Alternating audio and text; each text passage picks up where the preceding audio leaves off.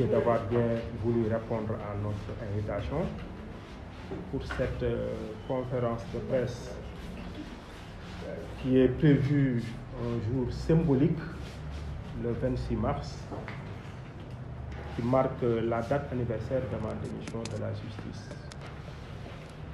Donc, ça fait 5 ans, jour pour jour, je démissionnais de la magistrature pour dénoncer l'instrumentalisation de la justice par l'exécutif. Depuis lors, il est regrettable de constater que la situation de la justice ne s'est guère améliorée. La responsabilité incombe d'abord au président de la République, qui a l'obligation constitutionnelle de garantir l'indépendance de la justice, mais aussi à la hiérarchie judiciaire qui n'a pas su préserver un héritage d'une longue culture d'indépendance. La conséquence est que la justice est toujours contestée, voire maintenant discréditée. L'actualité judiciaire à laquelle nous sommes en train d'assister montre encore un usage excessif et inopportun des poursuites pénales et de la détention dans certaines affaires à connotation politique. Cela renforce le sentiment de la dépendance de la justice au pouvoir judiciaire. Il faut le rappeler, la justice doit être non seulement indépendante de tout autre pouvoir, mais elle doit surtout l'apparaître.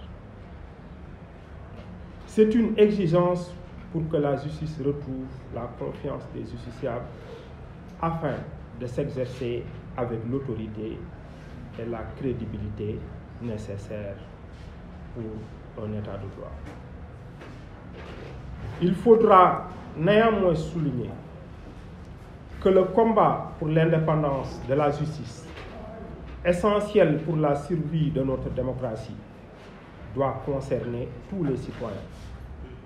En effet, chaque membre de la collectivité doit prendre conscience de l'importance de la justice, car si elle ne joue pas convenablement son rôle de régulateur social, son rôle d'arbitre impartial à l'égard de tous les justiciables, qu'ils soient demandeurs ou défendeurs, partie civile ou prévenus, il n'y aura pas de liberté, pas d'équité, ni de démocratie, ni la paix sociale.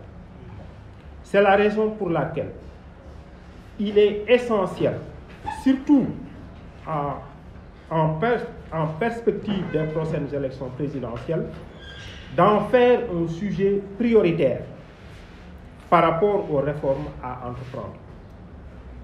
Les états généraux de la justice que nous appelons de tous nos vœux devraient regrouper tous les corps judiciaires et toutes les forces vives de la nation. C'est devenu une impérieuse nécessité pour la survie de notre état de droit et de notre société.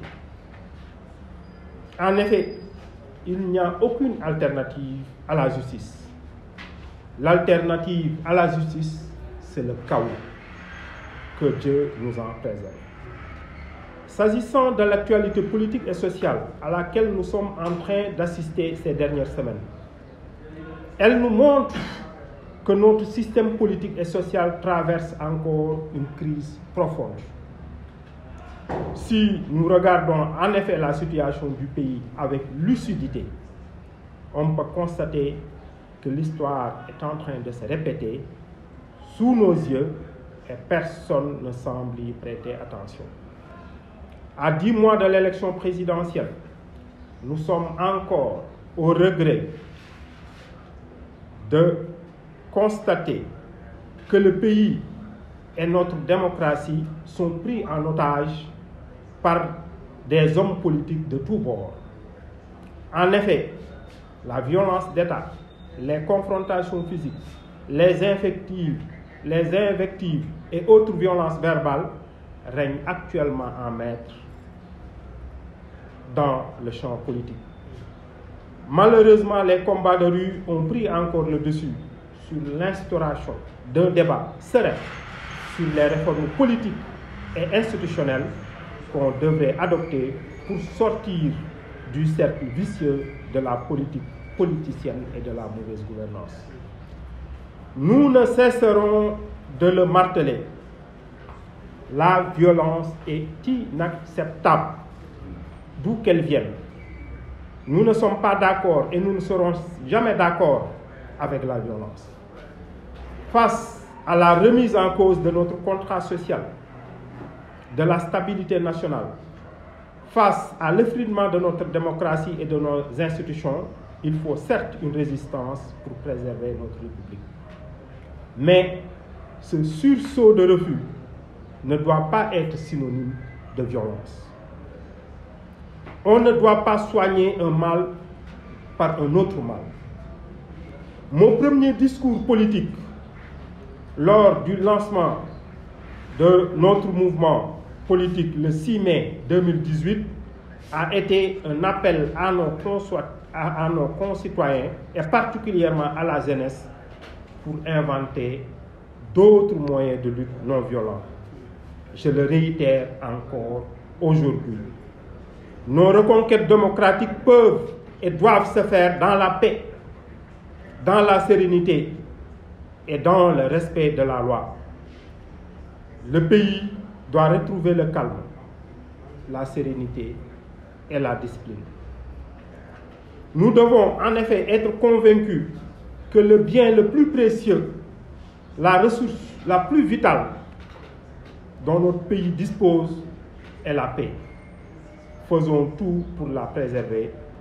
C'est de la responsabilité de tous, surtout de nos gouvernants. S'agissant de l'élection présidentielle de 2024, nous affirmons solennellement qu'une troisième candidature du président Macky Sall est inacceptable parce qu'elle est illégitime et moralement inadmissible. L'esprit de la Constitution a toujours été, et depuis l'adoption de la Constitution de 2001, de limiter le nombre consécutif de mandats à 2. Ce consensus, qui est un gage de vitalité démocratique et de bonne gouvernance, ne doit pas être remis en cause par aucune manœuvre politicienne.